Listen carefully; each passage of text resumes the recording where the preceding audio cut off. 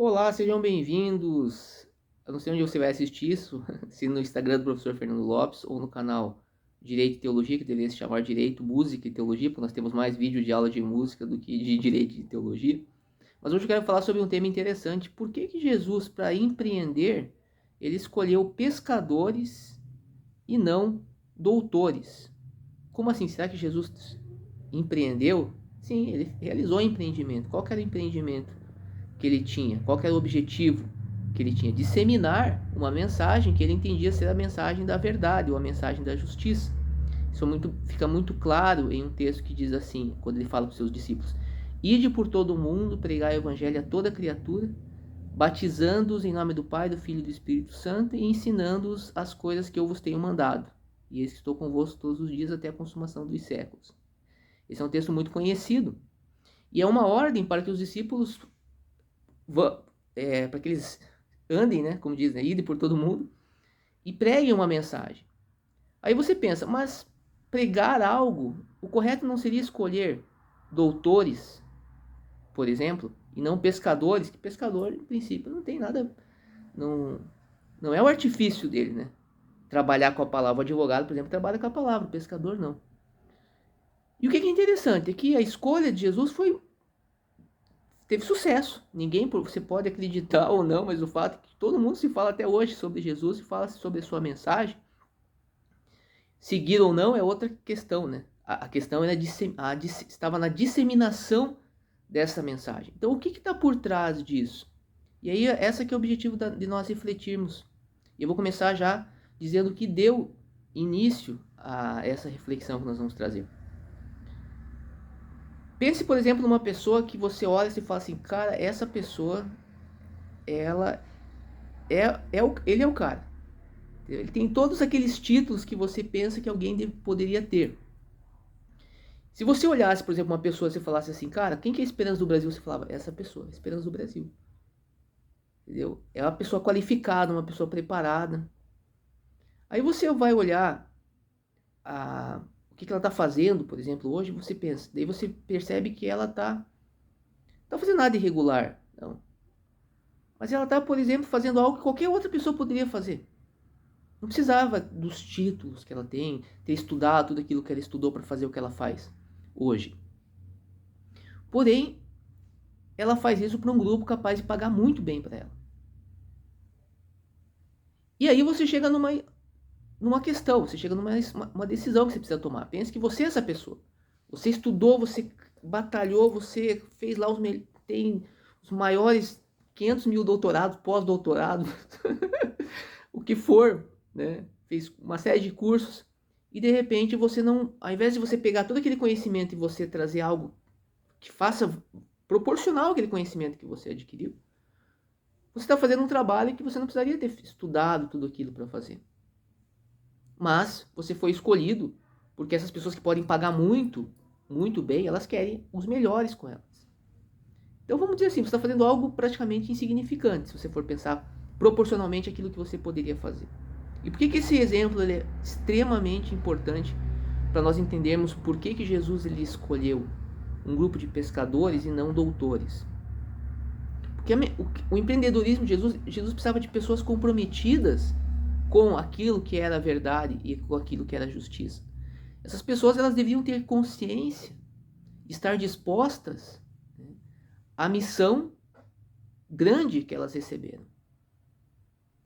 O que acontece é que, se Jesus tivesse escolhido algum doutor, por exemplo, alguma pessoa da sociedade, uma pessoa que tivesse na alta sociedade, por exemplo, essas pessoas, quando você começa a galgar determinados postos, a ter determinados status, você começa a ser absorvido por um determinado conjunto de valores que são os valores dominantes, não necessariamente os valores justos.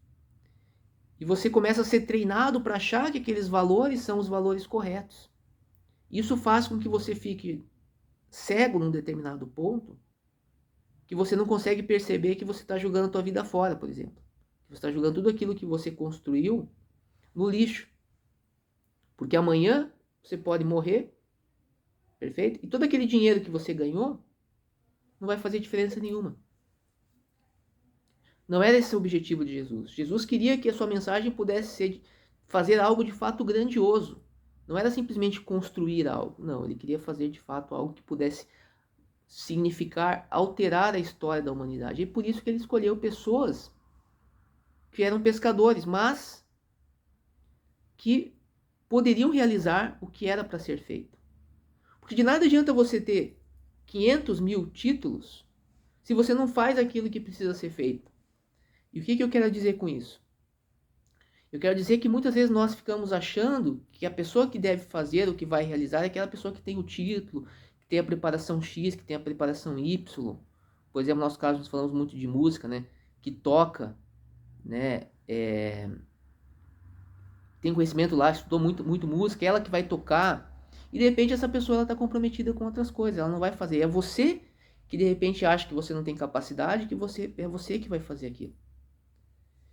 E repare que quando Jesus chamou esses pescadores, certamente eles pensaram, mas você poderia chamar fulano ali, poderia chamar, por exemplo, uma figura clássica que tem na Bíblia, Nicodemos, que era um doutor da lei e procurou Jesus. Nicodemos era doutor da lei, Jesus fala, você é doutor e não sabe do que eu estou falando? E mostra até uma certa insatisfação, né? Esse diálogo de Jesus e Nicodemos nós falamos um pouco já num outro vídeo. Então, ou seja, Jesus ele poderia ter escolhido Nicodemos, mas ele não escolheu Nicodemos. Por quê? Porque Nicodemos estava preocupado em satisfazer os interesses daquela comunidade que ele pertencia. Ou seja, ele não estava preocupado em usar todo aquele conhecimento que ele adquiriu de fato em prol da verdade e de fato em prol da justiça, que era o interesse que Jesus tinha. Ele estava preocupado em usar aquele conhecimento que ele adquiriu de modo a ter uma vida cômoda, vamos dizer assim, pagar lá os boletos mensais, né? Isso não está obviamente errado, mas não era a pessoa correta para de fato empreender como Jesus gostaria. Então aí você percebe o quê? O que nós podemos tirar disso, por exemplo, como uma lição, até mesmo para o empreendedorismo? Que muitas vezes você vai contratar uma pessoa, não adianta você contratar uma pessoa que tem lá 500 mil títulos, mas não está disposta a cumprir, ou fazer aquilo que é certo, ou cumprir a missão, aquilo que você espera que ela venha cumprir. E isso explica muitos casos aí de pessoas que têm até doutorado e não conseguem emprego. A empresa prefere contratar uma pessoa que não tem tantos títulos porque sabe que essa pessoa vai cumprir a missão. E muitos perguntam, poxa, mas por quê? Então, o que eu quero dizer com isso não é que você não deve estudar, que você não deve se preparar, que você não deve ir atrás dos títulos, não. Muito pelo contrário. O que eu quero dizer é que, se você não teve oportunidade de se capacitar, porque tem pessoas que não tiveram oportunidade, pessoas que são preguiçosas mesmo. Mas se você não teve essa oportunidade, de repente até foi preguiçoso e acha que... Você saiba que mesmo assim você pode ter mais significado, a tua vida pode ser mais significativa do que uma pessoa como essa que chegou até um determinado status, até um determinado nível, mas hoje não faz jus àquilo que ela mesma construiu. É importante dizer que ela construiu com o mérito dela. Então você é capaz de empreender e de chegar até algo, né, que foi... Veja que o que Jesus conseguiu com pescadores é algo inacreditável, algo fantástico, sem tecnologia nenhuma. Por outro lado, você, que de repente teve capacidade, talvez seja a época de refletir um pouco. Será que vale a pena o preço? Será que aquilo que você está recebendo hoje, de fato, é correspondente ao valor que você tem? Então, isso é uma coisa que a gente sempre tem que pensar. A gente sempre tem que pensar quando a gente recebe uma oferta, se aquele valor que a gente está recebendo, aquele dinheiro que está sendo oferecido, ele faz jus ao valor que a gente de fato tem.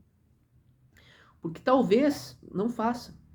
E aí talvez você está sendo um prejuízo, você está achando que você está ganhando muito, que você está tendo um status, mas aquilo de fato não tem valor, ou não tem o valor que você realmente merece. Certo? Então essa que é a mensagem então, de hoje. Eu acho que vocês devem ter compreendido o porquê que Jesus escolheu pescadores e não doutores, porque ele precisava de pessoas que pudessem estar comprometidas com a sua missão e que não tivessem sujeitas às regras vigentes, né, do grupo dominante, que não estivessem já capturadas por valores que estão focados no quê? Simplesmente aumentar a riqueza de um grupo desse tamanho e deixar a maioria das pessoas na pobreza. No fundo, toda essa estrutura serve para isso. Deixar poucas pessoas mais ricas e a grande massa mais pobre. Então essas pessoas, e aí você tem uma série de argumentos, né, para que você consiga de fato ter esse grupo de pessoas, você precisa treinar eles. E esse treinamento muitas vezes começa inclusive na própria faculdade, onde você vai aprendendo uma série de argumentos, legitimadores. Ah, veja bem, isso aqui não é bem do jeito que você está pensando. Quando a gente estuda, a gente sabe as falácias. Tá? O problema, até mesmo do advogado, ele é um artista dos textos, ele sabe como utilizar os textos. E ele tem que fazer, quando ele pega a defesa, ele tem que fazer a defesa do cliente. O problema é quando ele começa a acreditar naquilo, como se aquilo fosse de fato verdade, aquilo que ele sabe que não é verdade. Que é uma visão, que é uma interpretação, que até tem uma função, muitas vezes, que é a função de você chamar a atenção do juiz para outros pontos.